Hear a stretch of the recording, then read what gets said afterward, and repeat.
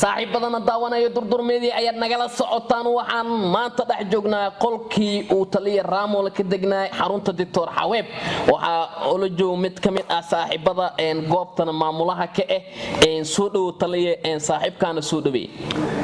dhammaan waa islaamay baad saxaafadda idil xanuuna ay galay quadrant 4 ay ugu yaqaaneen lambar 4 maadaama xanuunsaday isbitaalka dhimirka Xabeeb aan imaaday laba bari ka bacd waa caafimaaday laba biloodna shaqaalan ka noqday wiilkan kusimaha waxa waa gacan Dr. Xabeeb inkastoo asagu degdegsanaay oo meel uu socday kala kulmi weeyaan meeshaan buuxsantay meel aalamiit lagu qaadan jiray waxana lagu sameeyay qolkaaga jiifkan joognaa aniga qolkayga jiifka isriirteedaan joognaa maadaama sariirayaal badan oo yaalan sariiro badan waa yaalan sida hadda aad ka wada arkaysaan cariirigaas waxa in hore ugu kacdo oo la sameeyo waxaana ka hadli doonaa Xusni ku soo dhawaad waan ku dhawaay ma sha Allah waxaan nahay magacayga Xusni Maxamed Muuse maamulka isbitaal Xabeeb marka ninkan taliya Raamola saaxiibkeena waa la keenay laba bil ka hor haddana xaaladiisa u jeedin ma sha Allah sariirtiisa hadda fadhinaa oo macnaha ku soo booqana alxamdulillah xaaladiisana waa xaalad ma sha Allah hadda boqolkiiba boqol waxa ka halaysan malahan shaqaale ayuu meesha ka naqday markii uu la arkay hadalkiisa iyo firfircoonidiisa shaqa meesha ka siinay ma sha Allah haddana meeshiisa oo sii socona mustaqbalkiisana waxa la jecelnahay inuu la ka dhisto isbitaalkan maadaama uu yahay nin furfuran oo shacbiyad leh anagana waa soo dhaweynay ma sha Allah hadeertaan aan u jeedaan in aaleedo isbitaalka oo dhismo ka socdo sariiraha u jeedaan sanity isku dhagan yihiin fidqayr xataa hadeertaan malahan sida dhamaantiina wada jeedaan meeqa sariiro taalo qolkan hadda waxa taalo 26 sariirood taalo imisa loogu talagalay waxaan loogu talay waxaan loogu 15 qafood 15 ayaa loogu talagalay si macnaha nafis u helaan haddana dhismaale noo socdo ina marka waxa la jeclaan lahayn ina macnaha dhismahaas macnaha la soo qayb qaadatiin waxa dad walaalihiin ah oo maanta dhimirka la ma sha Allah ina dhismaas soo qayb qaadatiin nin walba wuxuu awoodo inuu la macnaha titoorka la soo xiriiro aan jeclaalahay waan gartay dhismahaas hadii nagu loo caawiyo ma laga yaabay dad kale oo sida taliya Raamola kale inaad idinkana sii caawisan waa sii caawina ma sha Allah hortada qolkan aad u jeedaan waxa jiifto dad badan oo free oo macnaha ku jooga waan gartay sidoo titoorka bidin sheegay dad badan oo jiraan oo free ku jiiftaan isbitaalka macnaha ninka hadii oonan waxaysan in macnaha wadada ku fasaxno maahan waxa jiraan hadda rag oo macnaha maskaxiyan qafka dii maanta la fasaxo oo duurka galo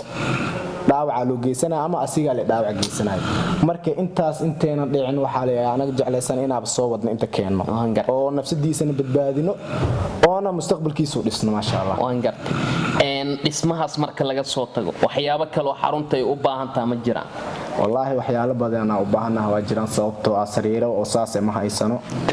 joodariyaal ma haysano saas daawooyin xagga farmashiga daawooyin haddana daawooyin walba waqti leeyin horta titoorkan wax caabiyo maanta dawladda wax siisa dhahay ma jir intaas oo qafoodon oo macnaha hadeertaan oo asiga habeeya oo macnaha waxyaalo badan u qabta qaf macnaha dadka bini'aadamka go hataa bulshadii banaadir ku nooled dibka ay ku qabeen electronic maanta waa ay tii ka baxeen oo higsa online loo furo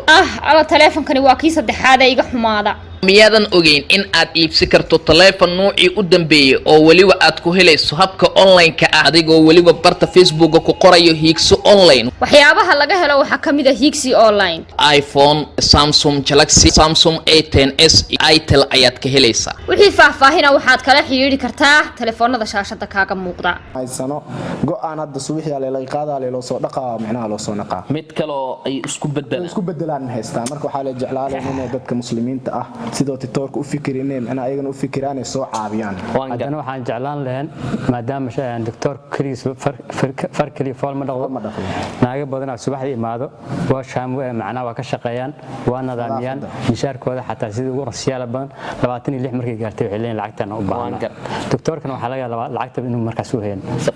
si macna doctorkii naagaha ay soo qabsanay waxaan jeclaan lahay in lacagtan naagaha mishaarka 25 markay mareysaba loogu soo tabarucaasay sida hormuud oo kale waan gartay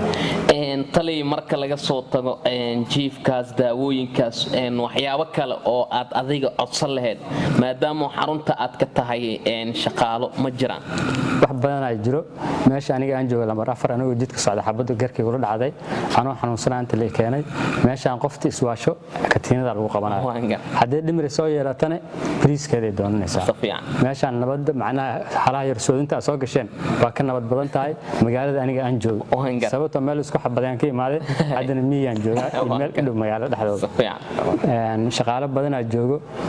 armaana kamida xusniya kamida macalinkaas kamida ismaaciil kamida cabdullaahi aa joogo intaasna waxay sii noqon doontaa jimca ka jimca markaan soo booqataan adikoon lagu tashanaa hadda maadaama aan lagu tashanayn korsaarad camal aan ugu imaadeen wiliba aan sariiraheena waxaan rajaynaynaa qolal badan oo loo dhisi inaan noo timaadaan sariiraha noo yiraahdaan timahan dadka qaar waxaa laga yaabaa inay isweydiiyaan talay raamol mar kale tinta ma deysan doonaan mar labaad inaad tinta sii day aan jecel haduu ilaahay oo shaarbada la iska yaray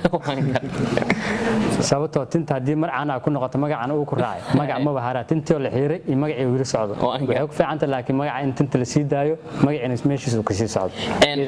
shirkadda elektarooniga casriga ee Shaarib shirkadan oo ah shirkad caan ku ah qalabka elektarooniga caalamiga ah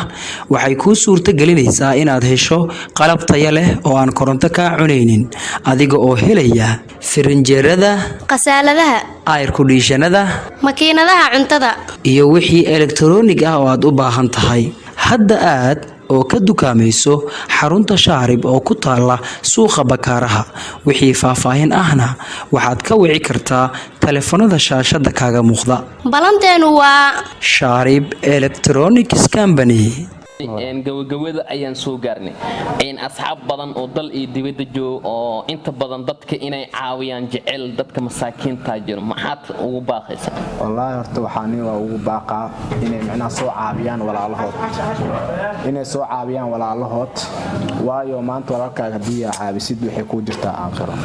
waayo walaalkaaga maanta xanuunsanayo xabeeb oo kaliya macnaha lama dhihin dadkan caabi xabeeb maadaama uu caawi waa in adigana gacan ku siisaa يعني قفك ان دونه انه ني عاوي نمبرك شاشده معناها سوق نمبرك تيكتوك هذا سينا شاشده سوق ان شاء الله ايدك ما حسنتها waxaan idinka tageynaa saaxiibayaal sidaas nabadgelyo waxaan rajeynayaa inaad soo caawin doontaan saaxiibkiin taliya Raamole